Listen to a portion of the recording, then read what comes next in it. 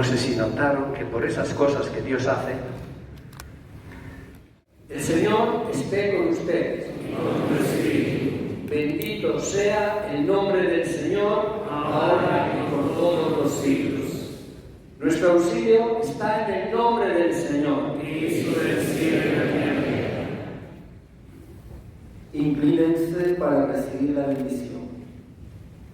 La bendición de Dios Todopoderoso, Padre, Hijo y Espíritu Santo, descienda sobre ustedes y les acompañe siempre. Amén.